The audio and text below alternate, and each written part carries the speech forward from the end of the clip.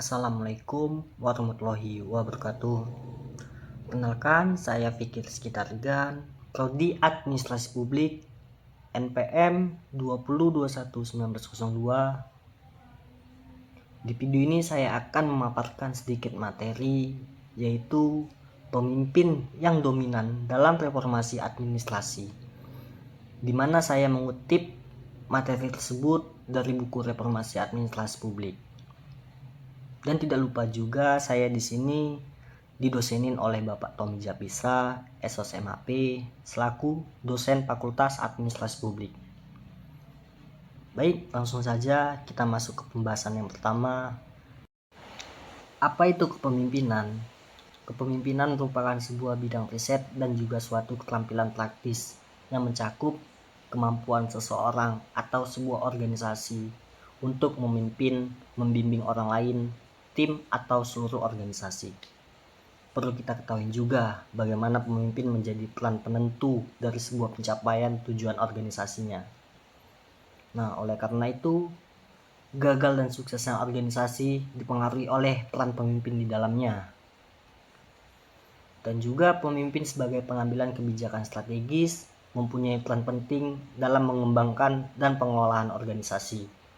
Pemimpin tidak hanya menjadi pengambilan kebijakan saja, akan tetapi harus menjadi pelaku dari kebijakan yang dilakukannya. Selanjutnya, kita langsung masuk ke karakter seseorang pemimpin. Apa karakter dominan itu yang dimiliki oleh seorang pemimpin?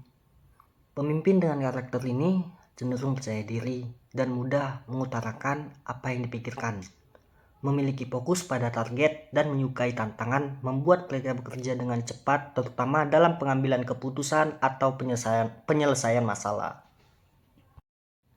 Nah, selanjutnya, selain pemimpin yang memiliki karakter yang dominan, pemimpin juga harus memiliki kecerdasan dalam mereformasi birokrasi pada saat ini. Kecerdasan menjadi tuntutan seorang pemimpin dalam reformasi administrasi yang diemban sebagai gawang perubahan menuju pemerintahan yang lebih baik. Nah, kecerdasan apa saja sih? Atau apa saja yang harus dilakukan untuk menjalankan tugasnya bagi seorang pemimpin? Bisa kita lihat yang pertama, menyusun rencana secara bersama dengan pihak terkait. 2. Mengajak anggota kelompok untuk memberikan partisipasi dalam sebuah kebijakan. 3. Memberikan bantuan sebagai motivasi diri bagi anggota kelompoknya. 4. Keputusan diambil secara bersama dengan anggota kelompoknya secara musyawarah dan mufakat. 5. Memberikan motivasi secara mendasar bagi peningkatan kualitas kinerja bawahannya. 6. Menghindari pembatasan jabatan dengan kelompoknya sehingga aspirasi bawahannya dapat tertampung secara real. Nah, dapat kita artikan yang keenam mengenai aspirasi bawahan dapat tertampung secara real, yaitu dapat membantu pemimpin untuk belajar dari berbagai pengalamannya yang sudah berjalan. Proses pengalamannya menjadi tuntutan pemimpin untuk selalu memperbaiki kualitas kebijakannya. Sehingga dalam pembelajaran seorang pemimpin dapat diaplikasikan secara profesional dalam menjalankan langkah-langkah perubahan yang lebih baik untuk kedepannya. Selanjutnya, pemimpin yang harus memahami lingkungan sekitarnya. Lingkungan sekitarnya menjadi pembelajaran terbaik bagi pemimpin untuk mengetahui, memahami, meneliti, dan mengaplikasikan apa yang seharusnya dilakukan sebagai upaya untuk meningkatkan kualitas kebijakan sebagai sebuah pelayanan publik yang maksimal. Termasuk saran dan masukan dari bawahan menjadi sebuah media pembelajaran untuk mengetahui sejauh mana perkembangan implementasi reformasi administrasi yang sudah dilakukan. Bisa kita ambil contoh di dinamika kepemimpinan Pak Jokowi, yaitu populis atau rakyat. Dalam arti, dalam kondisi dan situasi apapun, dimanapun dan kapanpun, hal ini berorientasi kepada kepentingan rakyat, negara, dan bangsanya. Pola kepemimpinan yang populis seperti ini yang dilakukan oleh Pak Jokowi terbukti ampuh dalam menyelesaikan terhadap problematika yang dihadapi oleh masyarakat. karena beliau secara langsung menangani dengan turun ke bawah untuk mengetahui, menganalisis, memahami, dan mencari solusi yang tepat dalam penanganannya. Pelayanan seperti inilah yang seharusnya diharapkan oleh masyarakat bagi pemimpinnya. Bisa kita ambil kesimpulan, dinamika kepemimpinan Jokowi memberikan inspirasi bagi proses kepemimpinan di Indonesia. Prinsip komunikasi dalam kepemimpinan Jokowi terhadap bawahan dan masyarakat untuk mengenali permasalahan yang dihadapi oleh warga, sehingga dapat dicarikan solusi untuk mengatasi secara realistis. Next, pemimpin yang komitmen. Komitmen pemimpin terhadap reformasi administrasi menjadi tumpuan utama para pegawainya menjalankan tugas dan fungsinya sebagai abdi negara. Kita pahami jalur reformasi tidak mulus dan lurus begitu saja.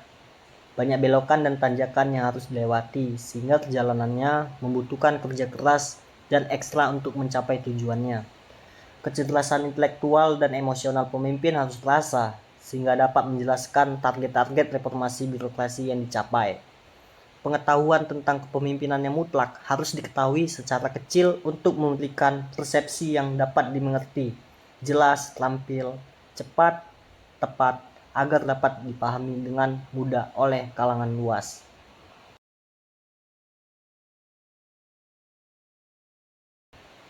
Nah, kita ambil kesimpulan dari materi di atas, bisa kita lihat problematika individu.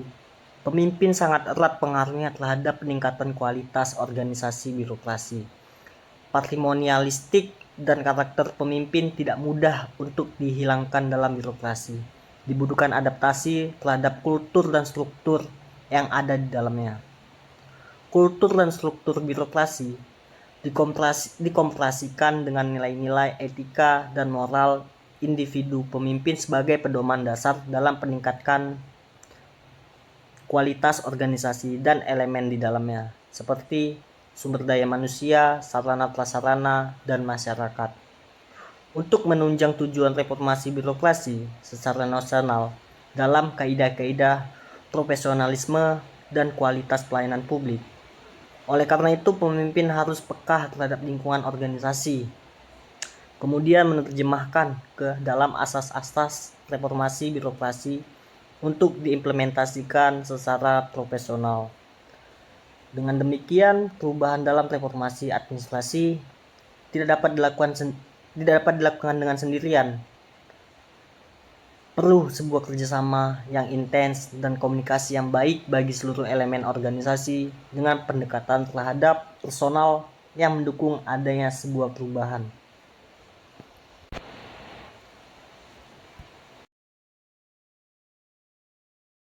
Tidak terasa sudah di penghujung video. Saya ucapkan terima kasih atas waktu dan perhatiannya.